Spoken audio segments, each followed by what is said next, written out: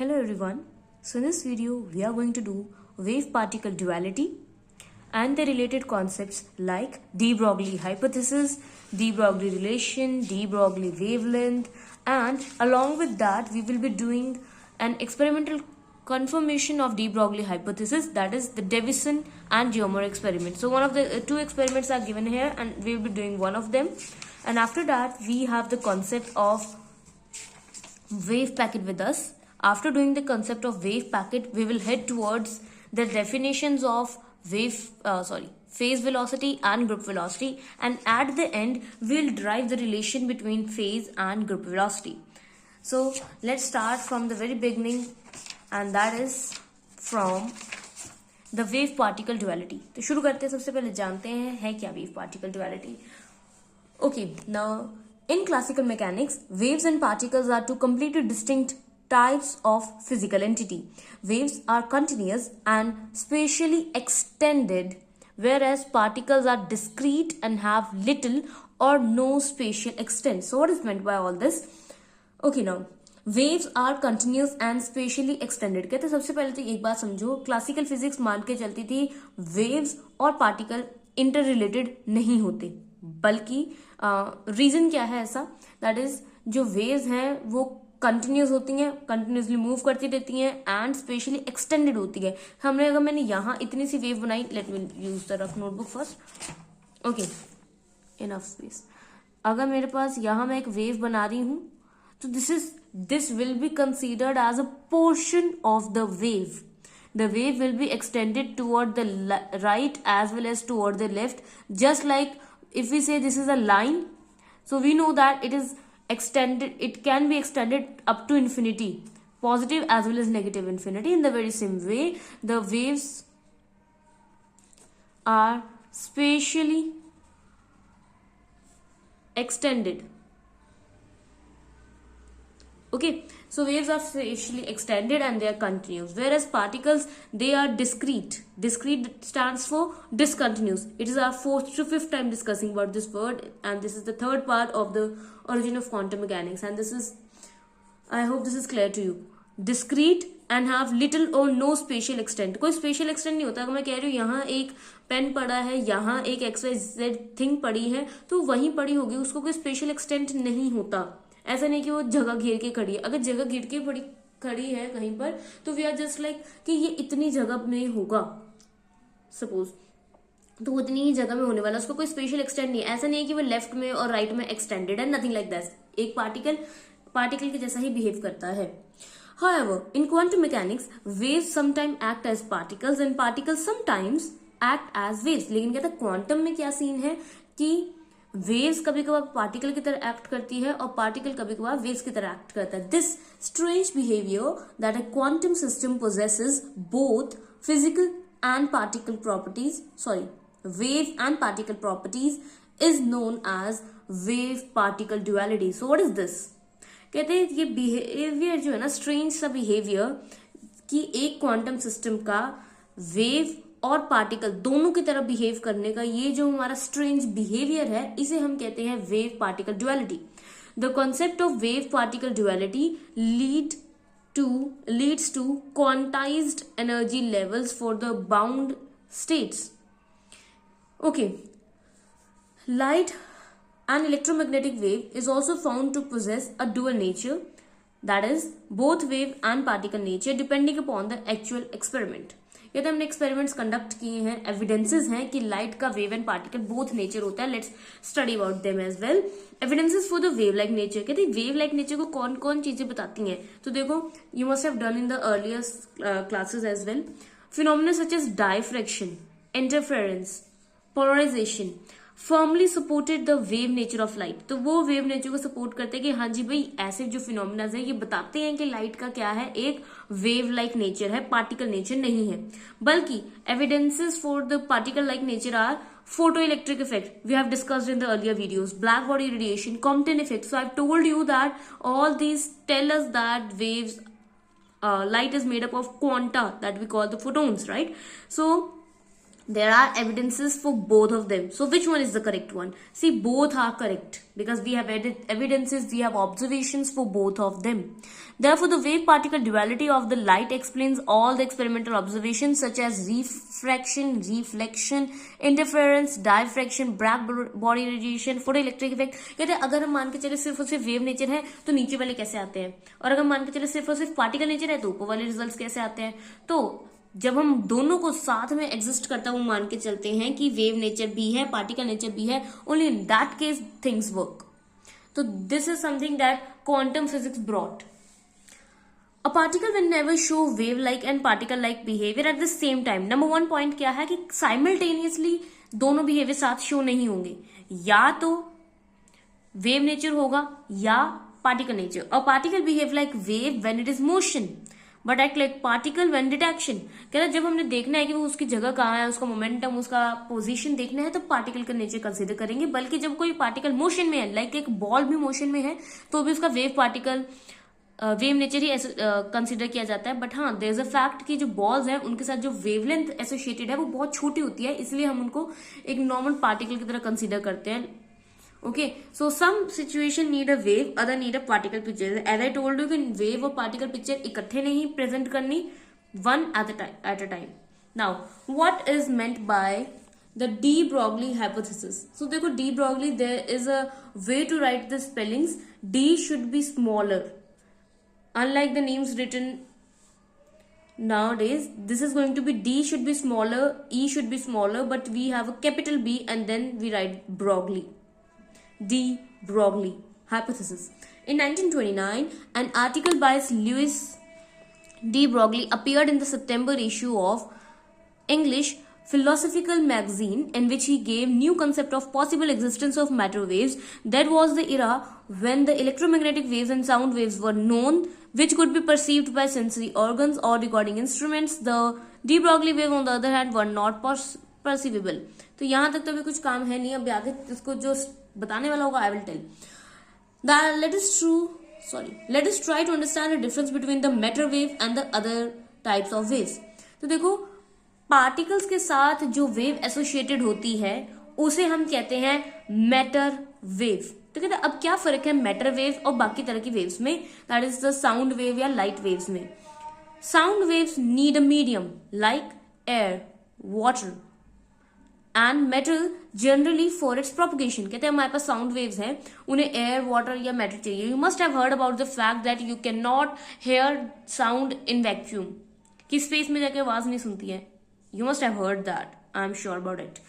तो ये है साउंड वेव्स की लिमिटेशन कि भाई उसको कोई ना कोई मीडियम चाहिए ट्रेवल करने के लिए.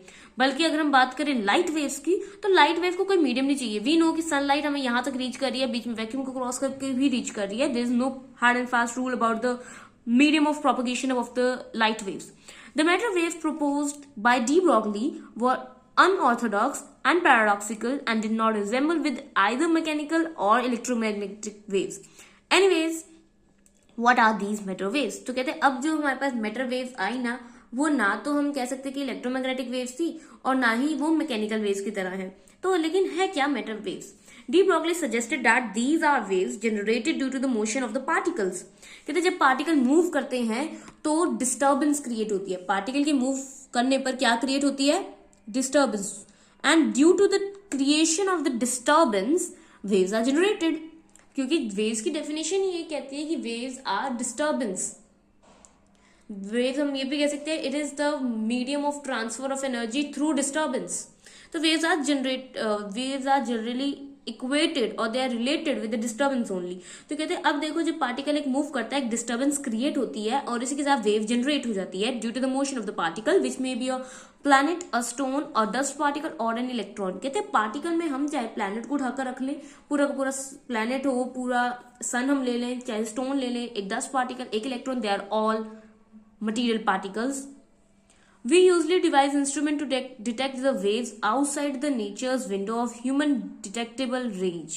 Human eye कहते हैं human eye 0.4 से 0.7 माइक्रोन तक देख सकता है और उसकी एयर की ये कैपेबिलिटी है. But then why can't we see और डिटेक्ट डी ब्रॉगली वेव्स? तो कहते हैं लेकिन हम डी ब्रॉगली वेव्स को देख ही नहीं पाते। मैं कह रही हूँ कि अगर एक कोई बॉल भी है ना, if the ball is in motion, तो उस टाइम पे बॉल के साथ में वेव्स जनरेटेड होती हैं, वेव जनरेट हो जाती हैं। तो why are we unable to see that? Why can't we see the ball moving like this and this and this? Why not? The reason behind this is that the wavelength is too short. I have stressed a lot on the word too because it is really very, very shorter and human eye cannot detect it. No ways. In fact, we need some certain sort of materials for that, and even अगर हम planet की waves की बात करें तो bro, that is beyond detection. No machine, no machinery is able to detect it. No, nothing like that has ever detected it. For example, radio receivers pick up radio waves alone. अच्छा, एक question कभी दिमाग में आया है कि हम जब रेडियो सुनते हैं तो रेडियो वेव्स को रेडियो के सिग्नल ही क्यों आते हैं? ऐसा क्यों नहीं कि किसी की फोन कॉल मेरे रेडियो पे आ जाए? ऐसा नहीं ना होता। रेडियो वेव्स जो है वो रेडियो जो है वो रेडियो वेव्स भी परसीव करता है।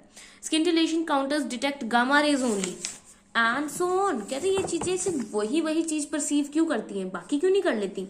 Therefore, metal waves should also be detectable by appropriate detector. तो कहते हैं इसका ये मतलब तो समझ आता है कि अगर एक्सरेज जो है वो एक ही चीज डिटेक्ट कर पाती है, रेडियो वेव्स को रेडियो ही डिटेक्ट कर पाता है, तो मेटल वेव्स को डिटेक्ट करने के लिए भी कोई ना कोई अप्रोप्रिएट डिवाइस होगा तो उसको डिटेक्ट कर लेगा। However, to understand why they remain obscure, we should consider the wavelength of the matter waves proposed by de Broglie. तो कहते हैं पहले देख लेते हैं कि भाई मैटर वेव की वेवलेंथ डी ब्रॉगली ने रखी कितनी है। That is lambda equals to h divided by mv. Don't worry, we will be discussing about this just in a minute or so. Okay, so lambda equals to h upon mv, where mv you know that must be the momentum of the particle. So that is lambda equals to h by p. This is something that is given by de Broglie. This is called the de Broglie relationship. Okay, don't get confused with this. I'll be explaining it. Lambda equals to h over m into v. Here h is, as you all know, Planck's constant, lambda is the wavelength, m is the mass, whereas this v is the velocity.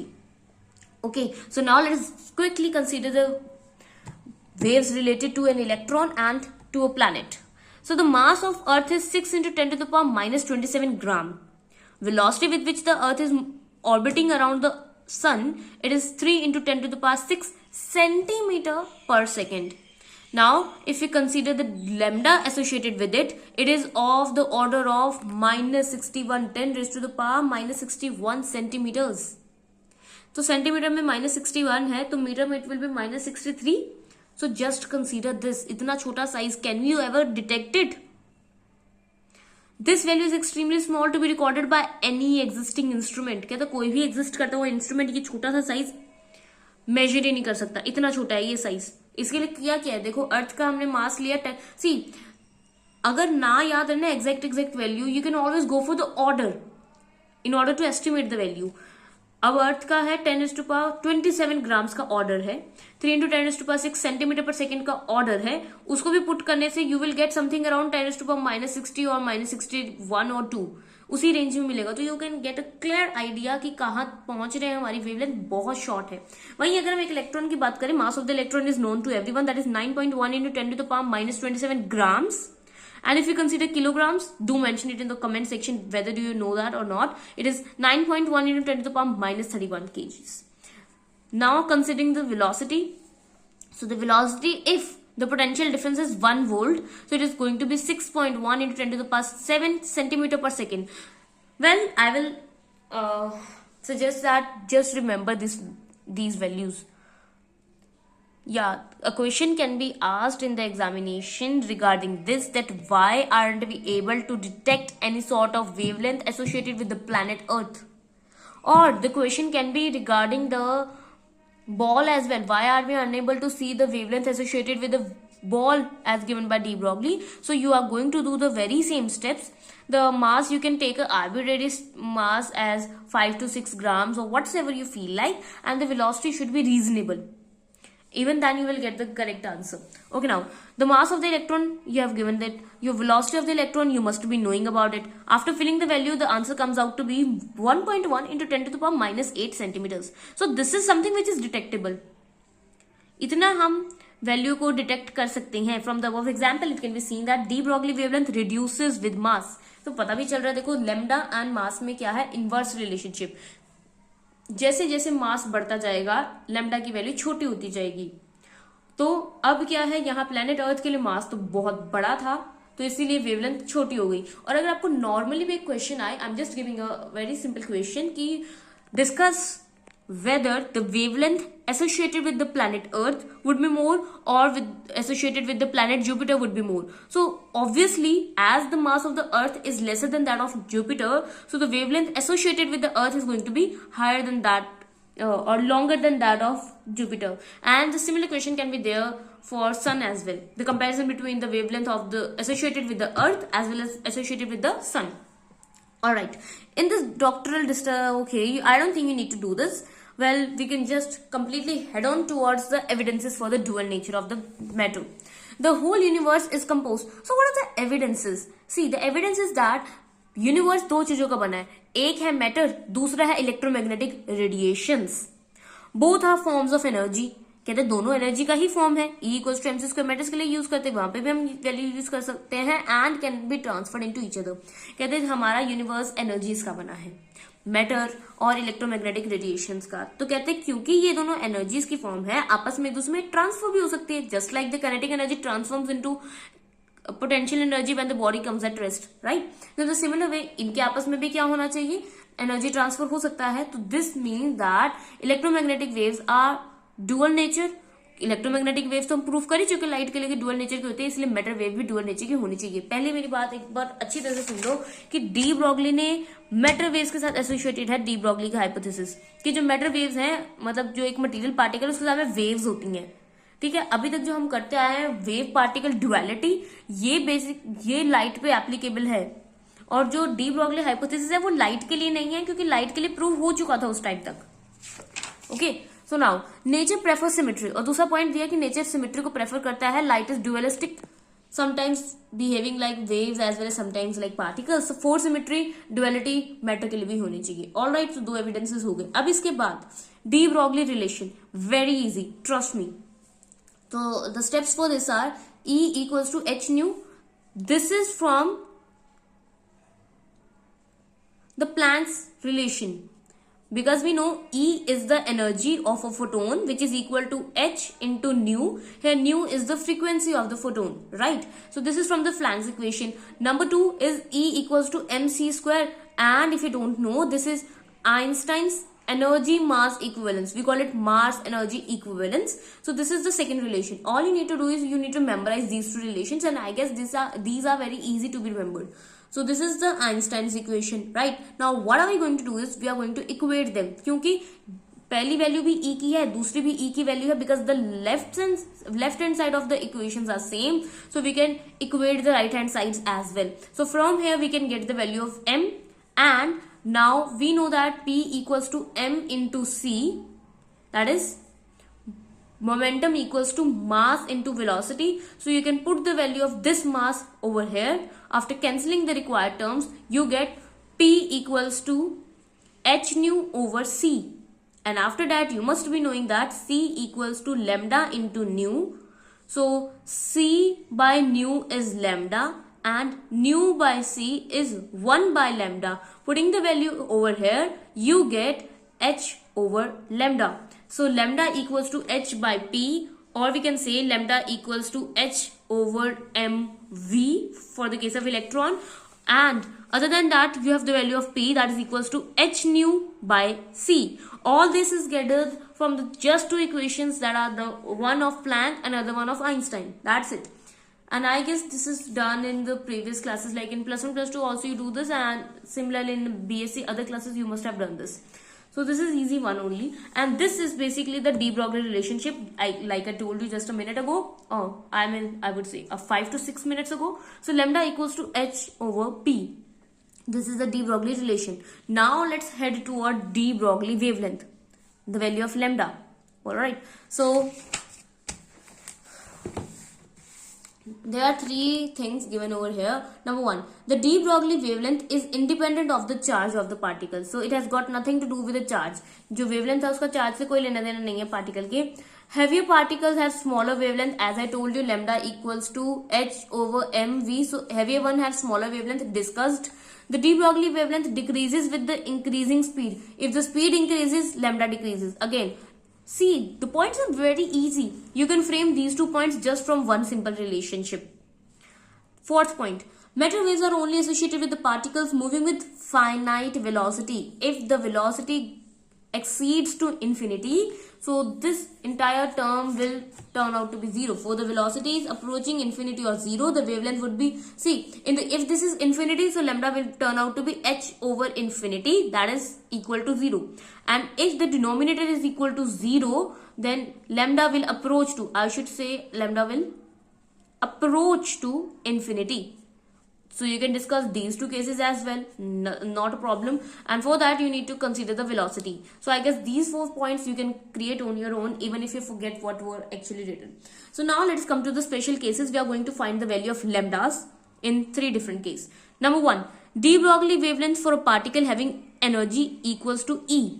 So as you know that energy is here the kinetic energy, that is equal to half mv square. I think I should write it on the rough notebook. Okay, so here we know that energy of a particle here is the kinetic energy as the particle is in motion. Now what we can do is we can multiply and divide it with m. So it will turn m square v square by m. And we know that as mv equals to p, so m square v square will be equal to p square. So from here we have a relation E equals to p square by 2m. Done. So we have a value for E. From here you can calculate the value of p easily. So p is going to be equal to 2me under the root. Done. And as you know, lambda equals to h over p. So that is equal to h over under root of 2me. Very easy. Simply done. So for this you have to just write the value of E. And then you have to give the relationship. Well, you can do it directly as well. You can just give the relationship between E and P. And from there you have to calculate the value of P. And you can put it in the direct formula that you have for lambda equals to h by P given by de Broglie relationship. And from there you have the value of de Broglie wavelength for a particle moving with energy E. Okay. Now, before coming to this case, I would be rather going for the case number 3rd, that is de Broglie wavelength for an accelerated electron. This was the electron having some energy E, and now there is some accelerations. Suppose an electron accelerates through a potential difference of V volt. कहते V volt की क्या है? Accelerate कर रहा है, potential आ रहा है V volt का. The work done by electric field on the electron appears as its kinetic energy. तो कहता है E की वैल्यू क्या लिख सकते हैं यहाँ पे? E into V. E यहाँ पे क्या है? Charge on the electron. वो कितना होता है? 1.6 into 10 to the power minus 19. Alright. And multiplying it by V, we get a V along with it. So this is something that we get. EV की value आ जाएगी 1.6 into 10 to the power minus 19 volts. तो कहता है अगर potential difference V volt का है तो E energy can be written as E into V. तो बस यही करना है. जो हमारे पास यहाँ फॉर्मूला था lambda equals to h over under root 2me, यहाँ E की जगह सिर्फ EV लिख देंगे. And after that you can put the values of h, that is 6.626 into 10 to the power minus 34 joule seconds. I always try to repeat the units so that you can memorize it. Under root 2 into m. M is 9.1 into 10 to the power minus 31 kg. E, that is equal to 1.6 into 10 to the power minus 19. And after this we have V. Now putting all the values, what you get is 12.3 over under root of V angstrom. तो यहाँ से क्या है, एक direct relationship आ जाती है कि अगर बात हो रही है सिर्फ इलेक्ट्रॉन की, जिसका मतलब अगर इलेक्ट्रॉन की बात हो रही है ना, तो चार्ज और मास की वैल्यू तो यही रहने वाली है. So you can use the direct relationship for the case of numericals. Now we are left with the third case, that is the de Broglie wavelength for a particle in the gaseous state. अब gaseous state की बात हो रही है तो इसमें हमने एक तो ई वही P square by 2m use करेंगे. सेकेंड हम एक ई की वैल्यू यूज करेंगे 3/2 kT. दोनों को इक्वेट करके पी की वैल्यू लाकर लैम्डा की वैल्यू लाएंगे. I am going to repeat what is done. According to the kinetic theory of gases, the average energy of a material particle having an absolute temperature T is given by E equals to 3/2 kT, and यहाँ पे जो small k है it is the Boltzmann constant, value is 1.38 into 10 to the power minus 23 joule per Kelvin. Now you're going to equate them and you'll get the values. Let us repeat this value at least twice. K equals to 1.38 into 10 to the power minus 23 joule per Kelvin. K equals to 1.38 10 to the power minus 23. 3823. Alright. So okay, now let's move forward to the experimental confirmation of de Broglie hypothesis. So the experimental confirmation is required. You must be knowing how it is done. Okay. So now in 1927, we are going to discuss the case of Davison and Germer experiment. Okay, now in 1927, Davison and Germer confirmed the wave nature of matter by recording the diffraction of electron from a single crystal of nickel. अब खुद सोचो, हमने electron को जिसको एक particle consider किया था उसका एक डाइफ्रैक्शन पैटर्न हमें मिल रहा है, और सब जानते हैं डाइफ्रैक्शन जो है वो वेव्स का नेचर होता है. तो अगर एक इलेक्ट्रॉन डाइफ्रैक्शन शो कर रहा है, दैट मीन्स कि उसका क्या है, वेव नेचर है, there is a wave associated with it. अगर ये बात प्रूफ हो जाती है तो this confirms the existence of matter waves. Got my point? Now let's move forward. The original aim of this experiment was to find the intensity of the scattered electron. कहते देखो, मैंने पहले ही बोला फिजिक्स इज ऑल अबाउट कि you start experimenting on one thing and then at the end you find something else. कोई नई discovery हो जाती है. अगर सी इट ऑलवेज दैट, अगर फिजिक्स में कोई भी लॉ को ब्रेक करोगे you get a Nobel prize for that. ठीक है, लॉज को ब्रेक करने पे सोसाइटी आपको, जो भी आप कोई सोसाइटी के नॉर्म्स को ब्रेक करते हो, you can get to a jail for that, right? If you kill somebody, you're breaking the laws, you're breaking all those things, you get to a jail. But if you break the laws of physics, you go to get a Nobel Prize. तो कुछ वैसा ही scene है, मतलब it's all about experimenting over the things. And if you fail in that experiment, you might have discovered something else. Okay, so the original aim of this experiment was to find the intensity of the scattered electron. कहता देखो original M तो ये था कि जब भी एक metal का टारगेट लेंगे, हम मेटल के टारगेट को अलग अलग डायरेक्शन से ना, हमने क्या करना है, इस पे हमने एक्सपेरिमेंट से टारगेट पे हमने अलग अलग डायरेक्शंस पे हमने इस पे वार करवाना है, बम्बार्डमेंट्स कराएंगे, और अलग अलग डायरेक्शन पे इलेक्ट्रॉन बीम को डालने से हमने बस इतना देखना है कि क्या इंटेंसिटी अलग अलग डायरेक्शन पे क्या क्या इंटेंसिटी रहेगी स्कैटरिंग इलेक्ट्रॉन की, कि किस डायरेक्शन में इलेक्ट्रॉन ज्यादा स्कैटर हो रहा है, किस डायरेक्शन में इलेक्ट्रॉन कम स्कैटर होता है. जैसे हमने सिंपल कि यहां से मैं इलेक्ट्रॉन की बीम लेकर आई. If you remember the Rutherford experiment, उसमें क्या था, उसमें भी एक बीम ऑफ अल्फा पार्टिकल्स आती है, वो एक गोल्ड फॉइल के एटम्स के साथ स्ट्राइक करती है, उसके साथ में 3 अलग अलग उसमें ऑब्जर्वेशंस आती हैं. अब यहाँ क्या है, देखो यहाँ पे हम क्या ले रहे हैं, इलेक्ट्रॉन की बीम ले रहे हैं, फिर हमने एक मेटल टारगेट लिया. I am not discussing about the metal that we have taken right now, I am just giving you a vague example about what the things are. So this is the electron beam, this is the metal target, and it so happens that considering different values of theta at different values of theta, we get different pattern of scattering. Yeah, we should use the word different amount of scattering. That's even better. Different amount of scattering is there. देखो हमने बस ये देखना है कि अलग अलग angle से हमने इलेक्ट्रॉन को यहाँ पे किया है, तो किस किस एंगल पे, मान लो अगर यहाँ से भी अगर मैं सिंपल ऐसे कहूँ कि यहाँ मान लो, I guess this is something, there's something wrong with this. Well, I see to it later. Okay, now तो हमारे पास एक इलेक्ट्रॉन बीम आई, उसने मेटल टारगेट पे हिट किया, तो अब हम ये देखेंगे कि किस किस एंगल पे वो स्कैटर हुआ है. I guess there's something wrong over here. I'll just see to it. Okay, now electron beam आया है, इलेक्ट्रॉन बीम आकर उसने मेटल टारगेट पे अलग अलग डायरेक्शन से इलेक्ट्रॉन बीम आया, या फिर वी कैन से कि इलेक्ट्रॉन आया है अलग अलग डायरेक्शन पे स्कैटर हो गया. अलग अलग डायरेक्शन पे स्कैटर होता है, जैसे हमने रदरफोर्ड में भी किया था, अलग अलग डायरेक्शंस में स्कैटर होता है.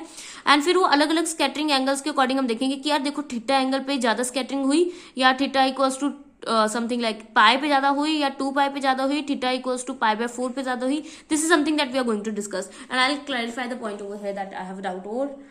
Okay, now the monoenergetic electron beam of energy 54 electron volt was made to fall on a nickel target in the vacuum. अब किया क्या गया, मेटल कौन सा लिया है, निकल लिया है, और इलेक्ट्रॉन कितना लिया है, उसकी एनर्जी कितनी है, 54 electron volt. Highlight this.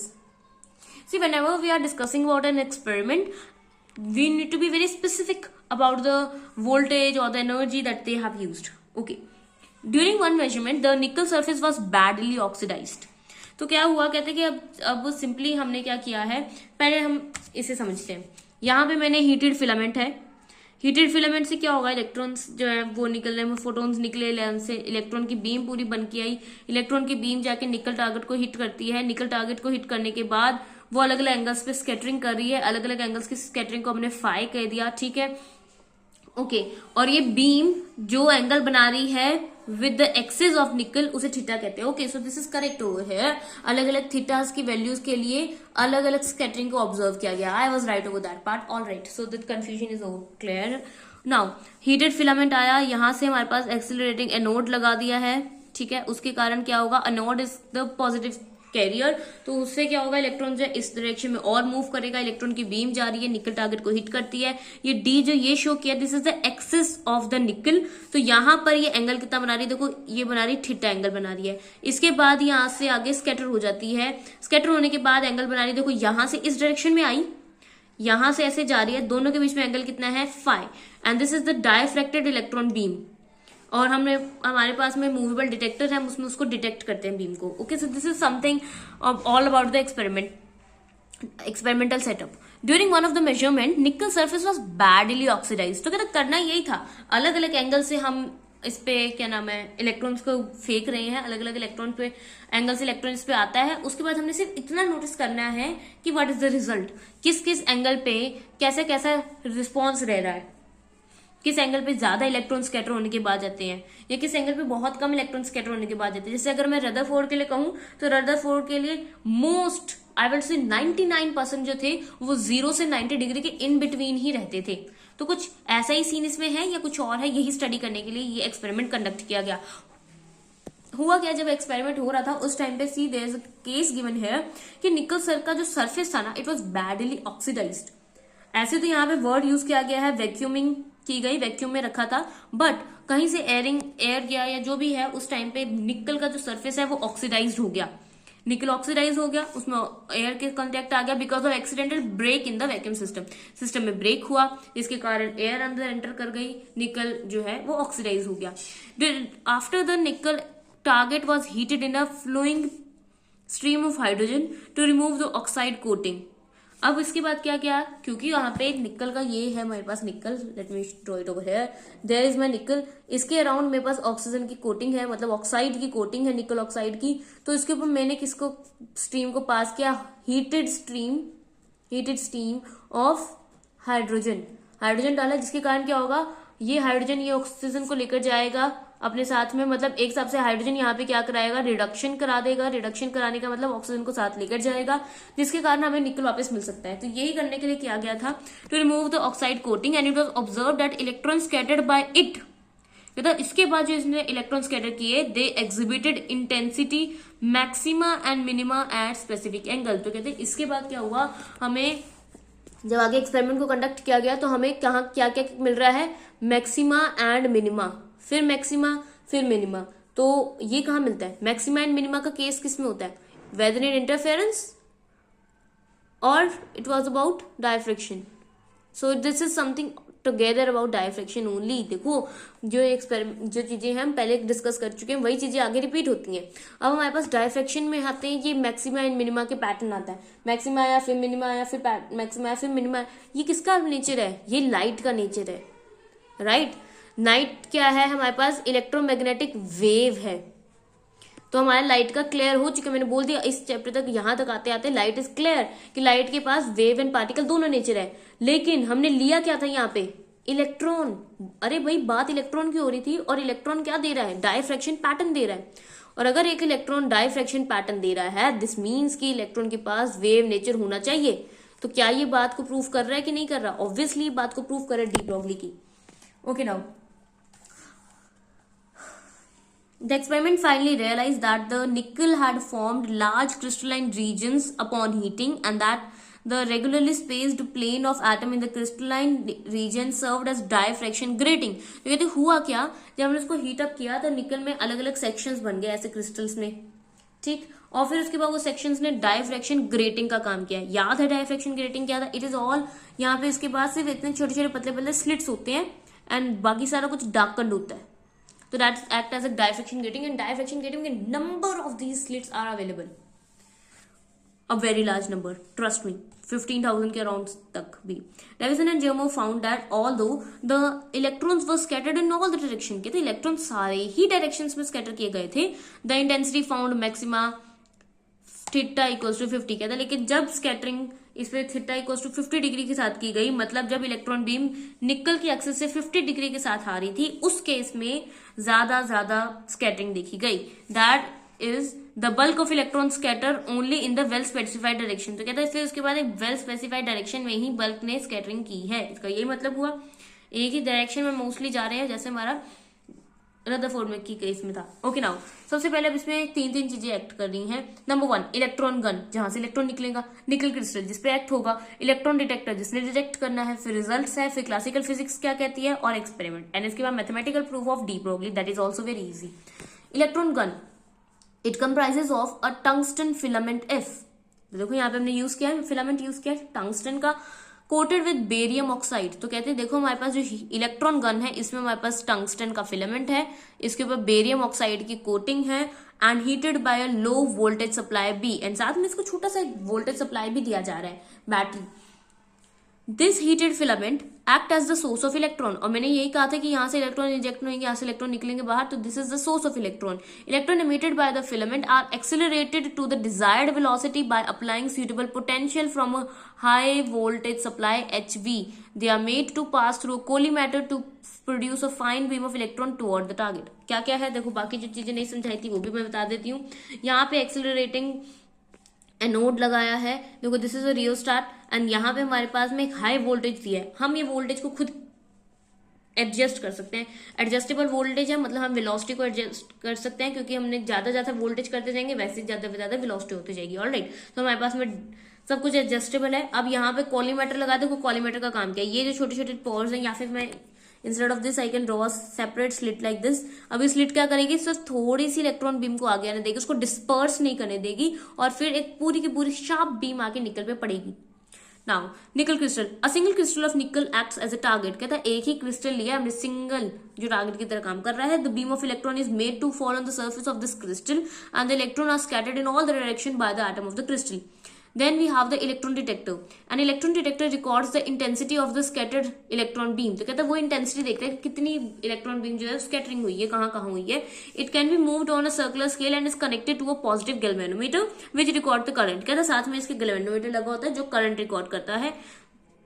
The deflection of the galvanometer is proportional to the intensity of the electron beam entering the detector. कहता है जितनी ज्यादा डिफ्लेक्शन होगी ना गैल्वेनोमीटर में, उतनी ही ज्यादा इंटेंसिटी होगी इलेक्ट्रॉन्स की. इतना सा सीन है. By moving the detector on the circular scale at different position, the intensity of the scattered electron beam is measured for different value of scattering angle phi. तो कहते हैं अलग अलग स्कैटरिंग एंगल है. मैंने कहा इलेक्ट्रॉन बीम ऐसे आ रही है, यहाँ ऐसे स्कैटर की है, फाई एंगल है बन रहा है यहाँ पे. तो कहते हैं अलग अलग फाइव एंगल पर देखा जा रहा है कि भाई क्या क्या स्कैटरिंग रह रही है, which is the angle between the incident and the scattered electron beam. अब देखो हमारे पास 4 केसेस बने हैं. एक है 44 वोल्ट, 48 वोल्ट, 54 वोल्ट, 60 वोल्ट. ये है VI ग्राफ्स. ओके, अब चारों ग्राफ देखो में एक सिमिलरिटी है. चारों ग्राफ में एक पीक शो हो रही है. एक जैसे ये बढ़ रहा है, see I can explain it like this. Voltage बढ़ाने से इंटेंसिटी बढ़ती है, फिर एक वैल्यू पे जाके वोल्टेज बढ़ाने से इंटेंसिटी कम होने लगती है. मतलब देखो यहाँ पे वोल्टेज बढ़ाने से इंटेंसिटी बढ़ी, फिर उसी वैल्यूज की इंटेंसिटी की वैल्यू कम है, एंड वही वैल्यू फिक्स्ड भी है. मतलब एक ही वोल्टेज पे ये यहाँ पे 3 वैल्यू शोज कर रहे हैं. देखो एक वैल्यू ये इंक्रीज होती हुई, एक वैल्यू ये डिक्रीज होकर आती हुई, एंड एक वैल्यू यहाँ पे आगे फिक्स. ठीक है, तो ऐसे ये कुछ ग्राफ शो कर रहे हैं. ग्राफ को थोड़ा सा अपने ध्यान में रखना. ग्राफ में हमारा जो मेन काम है दैट इज दिस पीक. ठीक है, that is the peak.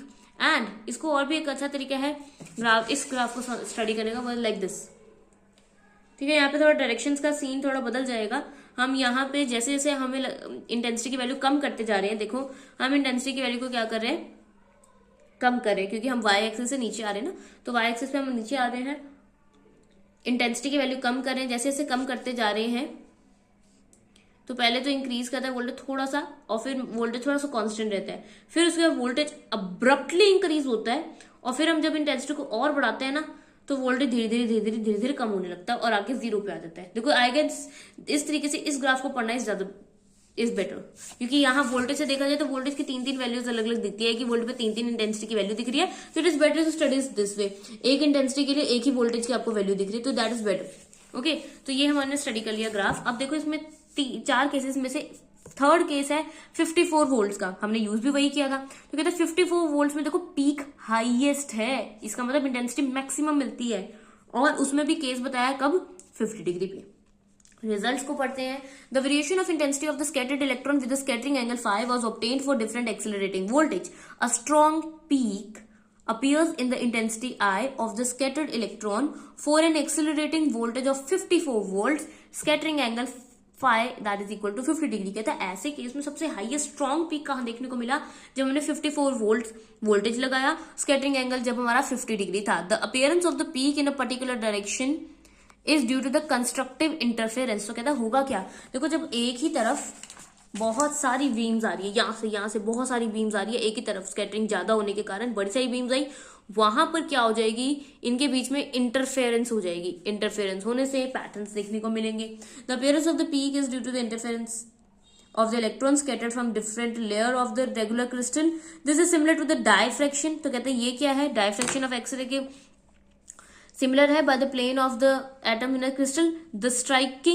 This was a striking proof of the wave nature of the electron and hence material particle। तो कहते हैं ये प्रूफ हो गया इलेक्ट्रॉन के नेचर का, कि इलेक्ट्रॉन का एक वेव नेचर होता है। इसके बाद है classical physics predicts that the scattered electron emerge in all the direction with only a moderate intensity dependent on the scattering angle and the energy of the primary. हर बार आपको पता चल रहा है सभी एक्सपेरिमेंट में क्लासिकल फिजिक्स जो है ढंग की एक्सप्लेनेशन नहीं दे पाती।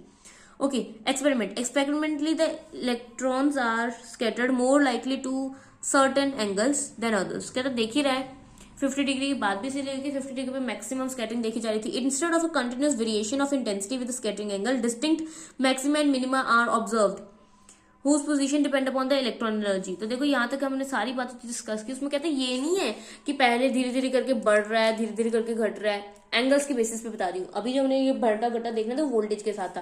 कहते ना तो इंक्रीज कर रहा है ना डिक्रीज, ऐसा नहीं है। कहते हैं एक बार कम, एक बार ज्यादा, फिर कम, फिर ज्यादा, फिर कम, फिर ज्यादा, कम वाले पे मिनिमम, ज्यादा वाले पे मैक्सिमम। तो कहता है ऐसा सीन देखने को मिल रहा है, ना कि कंटिन्यूसली इंक्रीज या डिक्रीज नहीं हो रहा, या कंटिन्यूस ऐसे वेव लाइक वेरिएशंस नहीं आ रही, साइन या कॉस वेव नहीं आ रहा, बल्कि मैक्सिमा एंड मिनिमा फॉर्म हो रहे हैं। Mathematical proof of de Broglie waves, this is important, you need to quote this if the question comes. Okay, a comparison of the wavelength of the electron obtained from, अब देखो हमने ना एक electron की wavelength obtain करनी है डेविसा Germer से, दूसरी डी ब्रॉगली से, दोनों में वैल्यूज को पुट करके देखना है क्या वो एक दूसरे के आसपास भी हैं। इफ यस तो डी ब्रॉगली सही कह रहा था। Now experiment in de Broglie hypothesis is made from the experiment it is observed that a maxima is the maximum in intensity occurs for an incident beam of energy 54 electron volt. कहते हैं देखो हमने अलग अलग electron volts की energy use की होगी, ठीक है, और सभी में हमने वैल्यूज नोट की होगी अलग अलग एंगल्स पे। फिर हमने देखा कि 54 इलेक्ट्रॉन वोल्ट पे जब एंगल 50 डिग्री था तब टेबल में मैक्सिमम वैल्यू ऑफ इंटेंसिटी दिख रही है। तो यहाँ पे हम वोल्टेज कितना यूज कर लेंगे, फिर 54 इलेक्ट्रॉन वोल्ट, स्कैटरिंग एंगल कितना 50 डिग्री। All right.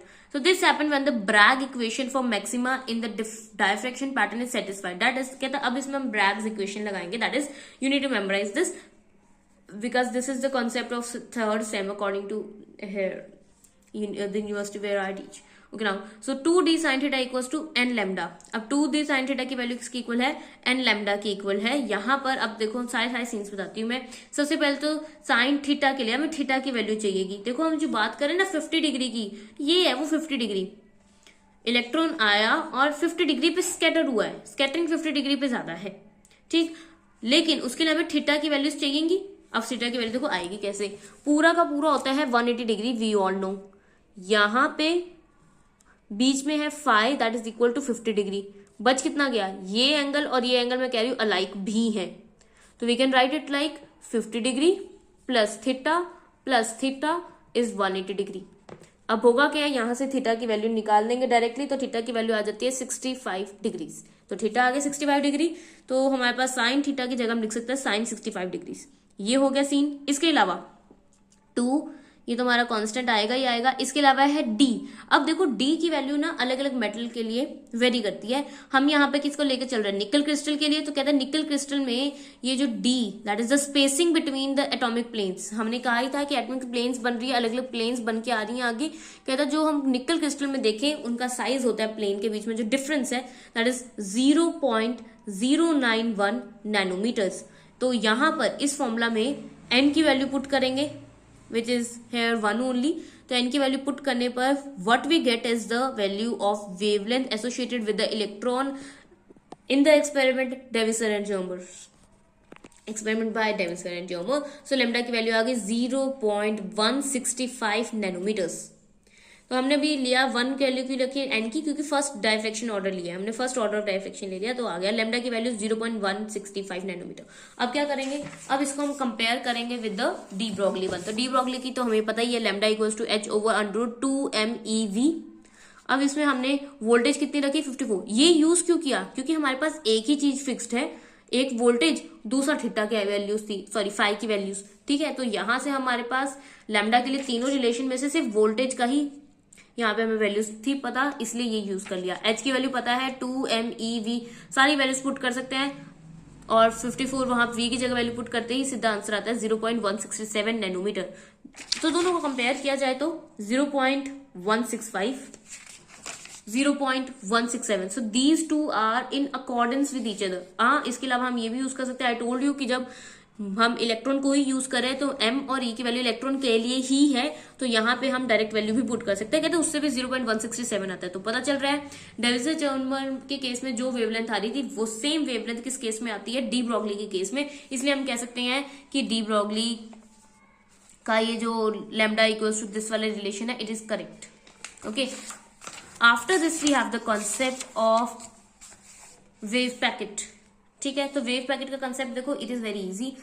तो सारा मैं ये यहाँ पे डायरेक्ट डेफिनेशन पे आती। देखो, अ wave packet is a group of waves of slightly different wavelengths. कहते हैं हमारे पास वेव पैकेट क्या है, एक ग्रुप है वेव्स का, उनकी वेवलेंथ जो है ना वो थोड़ी थोड़ी डिफरेंट होती है एक दूसरे से, interfering with one another in such a way that the amplitude of the group is non zero.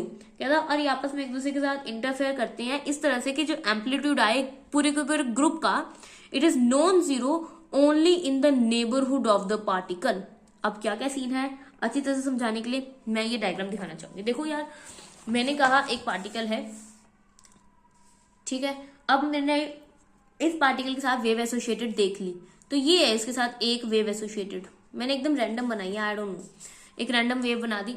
अब मुझे अगर इस पार्टिकल की पोजीशन चाहिए तो मैंने ऊपर डॉट बनाई, उसको कंसीडर ना किया जाए, सिर्फ वेव को कंसीडर करो। तो अब बताओ जरा, देखिए पार्टिकल होगा कहाँ, वेव जो है प्लस इन्फिनिटी से माइनस इन्फिनिटी तक जा रही है, तो पार्टिकल कहाँ होगा, एस्टिमेट ही नहीं कर सकते हम कि पार्टिकल कहाँ होगा, राइट। तो इसके लिए हमारे पास वेव पैकेट का कंसेप्ट आता है।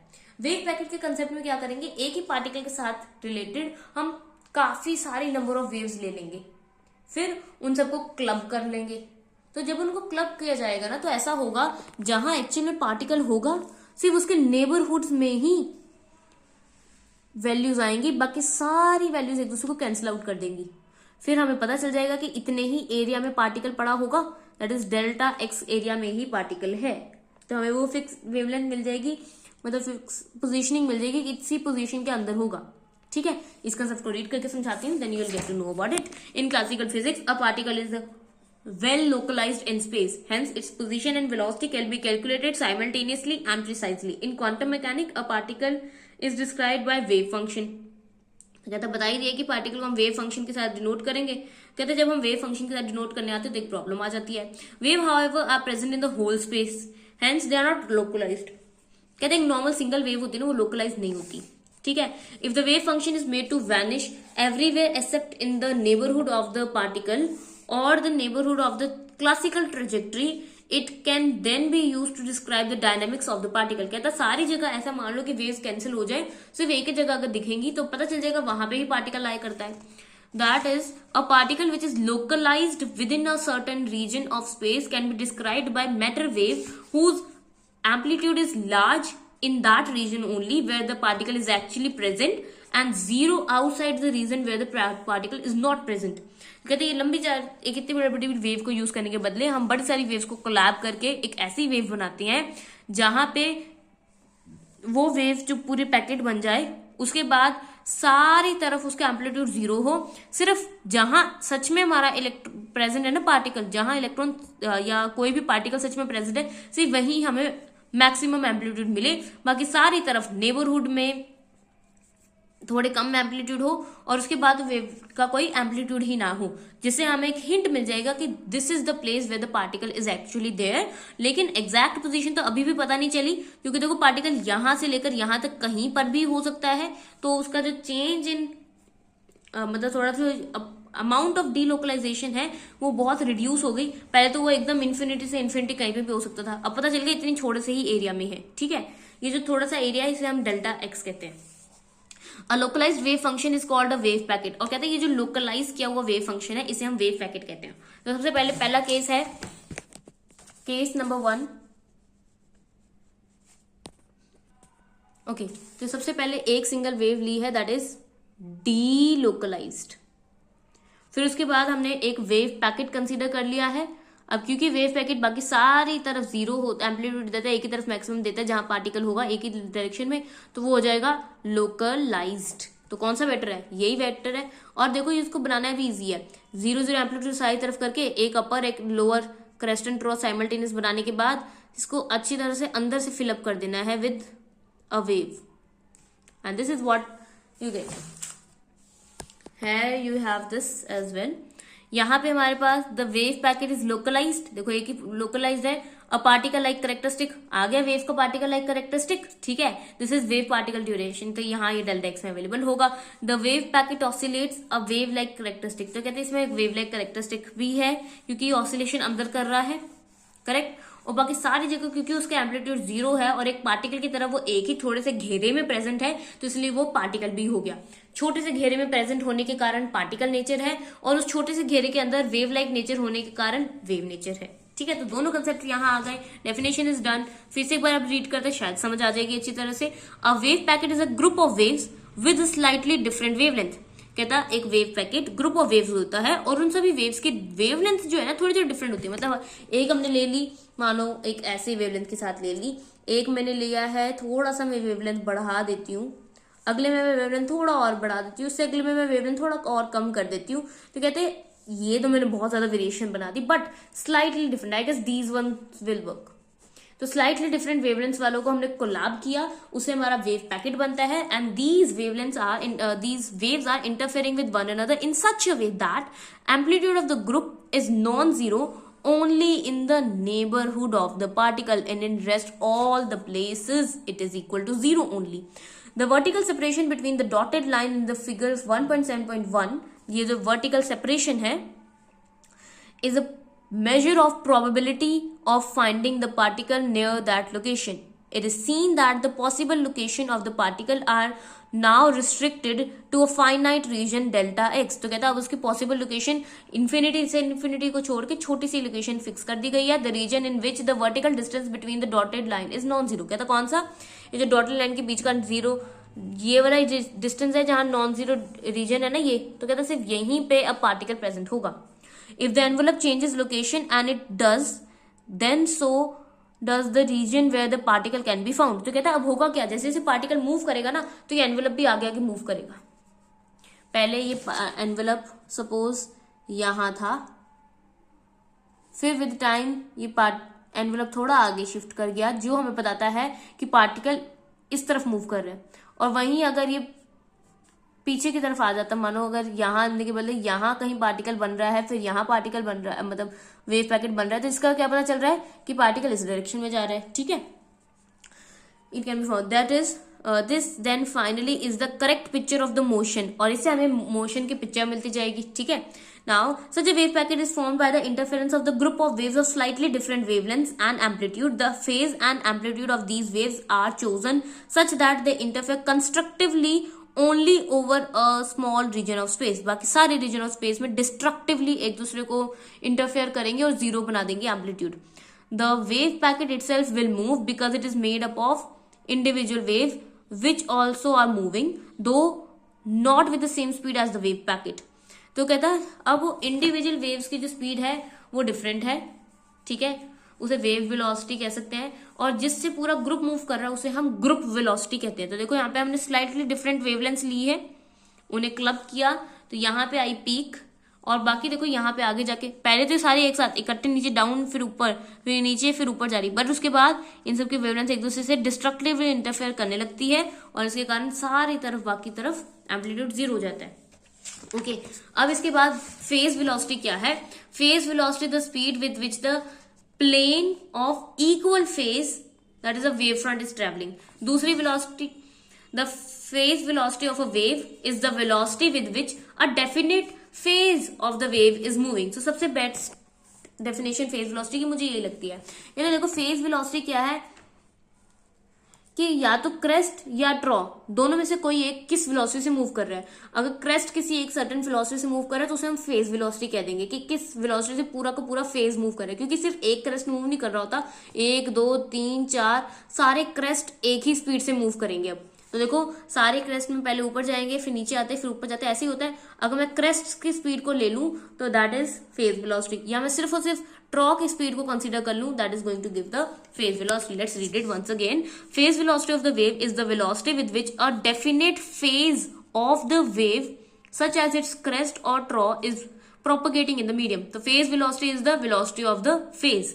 इसका direct expression you can memorize, and if you want to make a video over this topic, over the direct derivation of the phase velocity, you can comment it down in the comment section.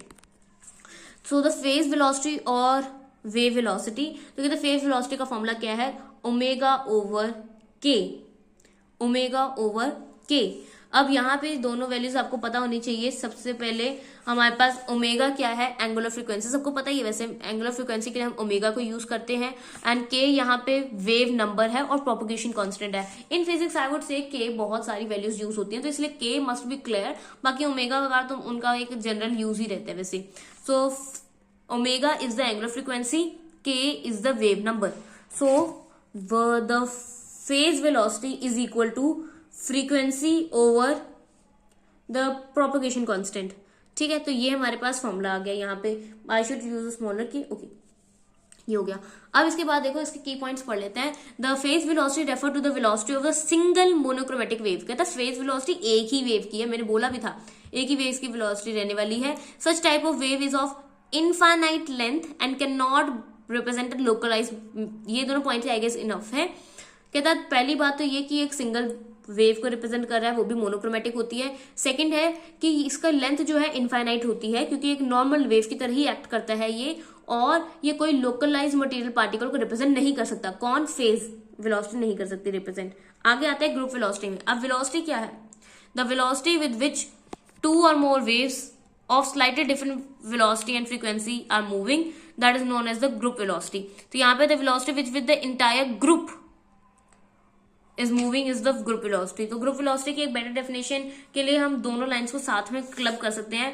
The velocity with which the group of waves having slightly different velocity and frequency being superimposed over each other move is called the group velocity. Group velocity का भी direct formula I am going to tell you, and that is Vg equals to d omega by dk. ठीक है. तो it is just the derivatives of it. Vp is omega by k, Vg is d omega by dk. अब करना क्या है इन दोनों के बीच में relationship. Relationship is very easy. Vp की वैल्यू क्या है? ओमेगा बाय के. तो फेज वेलोसिटी से स्टार्ट करेंगे. यहाँ पे ओमेगा की वैल्यू आ जाएगी k इंटू Vp. यहाँ पे भी डन. इसके बाद सिंपली हम करेंगे डिफ्रेंसिएशन. तो मैं यहाँ से इसको लिख के दिखाती हूँ, दैट्स बेटर. ये यहाँ मल्टीप्लाई हो गया, दैट इज Vp इंटू के. अब मुझे पता है this is 1 and this is the another one, तो यहाँ पे मैं यूवी रूल लगाऊंगी डेरिवेटिव करते टाइम अलग अलग फंक्शंस के लिए। तो देखो यहाँ पे डी ओमेगा बाय डी के, अगर मैं विद रिस्पेक्ट टू, यहाँ लिख लेते हैं differentiating with respect to sorry k, okay. So d omega by d k, यहाँ पे यूवी रूल लगेगा। पहले वीपी की कर देते डिफ्रेंसिएशन, तो डी वीपी बाय डी के इंटू के प्लस, अब यहाँ पे वीपी बाहर रह जाएगा, डी के बाय डी के। अब यहाँ पे देखो डी ओमेगा बाय डी के क्या होता है, इट इज वी जी। ये वैल्यू एज इट इज मैं कॉपी कर रही हूं के आगे लिखकर, बस d vp by d k and vp as it is d k by d k 1। तो ये आ गया ये। अब देखो मेरे पास ये मेरी ग्रुप वेलोसिटी आ गई, ये मेरी फेज वेलोसिटी आ गई। सिर्फ इसने को थोड़ा सा पार्ट सॉल्व कर दूंगी, I will get the answer. तो इसके लिए देखो k is equal to 2 pi by lambda, ये फिक्स वैल्यू होती है वेव नंबर की, 2 पाई बाय लेमडा। यहां से मैं डीके की वैल्यू निकाल सकती हूँ, 2 पाई तो कांस्टेंट है, 1 by lambda that is lambda raised to power -1 की डिफरेंशिएशन, तो यहां लिख देते d. Okay, so that is equal to 2 pi आगे -1 आगे चला जाएगा, लेमडा की पावर -2 हो जाएगी। वेरी इजी, यही होता है basic formula, and d of lambda will be there. तो डी के की वैल्यू आ गया -2 pi by lambda square d lambda, ये डी के की वैल्यू है। ओके, अब के एंड डी के, इन दोनों वैल्यूज को हम यूज करने वाले हैं, के को एंड डी के को। तो देखो हमारे पास के डी के की वैल्यू आ जाएगी, क्योंकि मेरे को देखो यहाँ ये वैल्यू चाहिए थी, क्योंकि मेरे पास ये वीजी में है, ये वीपी में है, ये वीपी में है। के बाय डी के एक सेपरेट थिंग है, जिसके लिए मैंने पहले के की वैल्यू निकाली, फिर डी के की वैल्यू निकाली। अब मैं दोनों को डिवाइड करूंगी, देखो मेरे को के ऊपर ही चाहिए, डी के नीचे ही चाहिए, तो मैं ऐसे ही डिवाइड करने जा रही हूँ। K over d k that is equal to 2 pi over lambda divided by -2 pi d lambda by lambda square. अब होगा क्या, यहाँ पे रेसिप्रोकेट हो जाएगा मेरी राइट हैंड साइड वाली टर्म, ये lambda square by 2 pi d lambda and एक नेगेटिव साइन बन जाएगा। ओके, यहाँ से 2 पाई की कैंसिलिंग हो जाएगी, लेमडा और लेमडा स्क्वायर की कैंसिलिंग हो जाएगी। What you will get is minus lambda by d lambda. So अब करना कुछ नहीं है, ये वैल्यू को डायरेक्ट यहाँ पुट कर देंगे, that is v g equals to v p minus c minus lambda, sorry I can write it like this, it was lambda only, क्योंकि मैंने माइनस साइन ऑटोमेटिकली यहाँ यूज कर दिया। It is d v p by d lambda. Easy था, बिल्कुल एकदम easy था, बस दो वैल्यू पता नहीं चाहिए, एक वीपी की वैल्यू ओमेगा बाय के, वीजी की value D omega by d के। वीजी की वैल्यू से स्टार्ट करेंगे, यूवी रूल लगा के डिफरेंशिएट विद रिस्पेक्ट टू के करते, यहाँ 1 सेकंड में पहुंच जाते हैं। के की वैल्यू 2 पाई बाय लेमडा लिखने के बाद डी के की value -2 pi by lambda square d lambda, ये दोनों वैल्यूज को यूज करके डिवाइड करेंगे। डिवाइड करने के बाद हमारे पास के बाय डी के की वैल्यू आ जाती है minus lambda by d lambda, उसको उठा के इक्वेशन में पुट करेंगे। तो this is the relationship between the group velocity and phase velocity, or group velocity, and this is the phase velocity. So this is the relationship between the group and the phase velocity. Phase velocity is the velocity with which a phase of the wave is moving, whereas group velocity is the velocity with which the group of the wave is moving. You can elaborate the explanation of this. So this ends this chapter. All the main concepts of the chapter are already done. All the 2 parts of this chapter, the rest 2 parts were one related to the Compton scattering and another one was related to the photoelectric effect. The photoelectric effect covered all the topics related to photoelectric one. The Compton scattering, it covered all these important topics related to Compton scattering, and then we had the wave aspect of particles that we did today only, the wave particle duality, the de Broglie hypothesis discussed, relationship between them, the wavelength of the de Broglie wavelength, the experimental proof of de Broglie, that is also done, velocity of the waves, then the concept of wave packet, phase and group velocities, definitions were discussed, and their direct values were discussed, and after that the relationship is also done. So this ends the chapter origin of quantum mechanics. So all the basics related to the quantum mechanics were done in these 3 videos. I'll try to share the link of other 2 in the description box, and so with this chapter is done. So do like the video if you like the content, and do subscribe to the channel if you haven't done yet.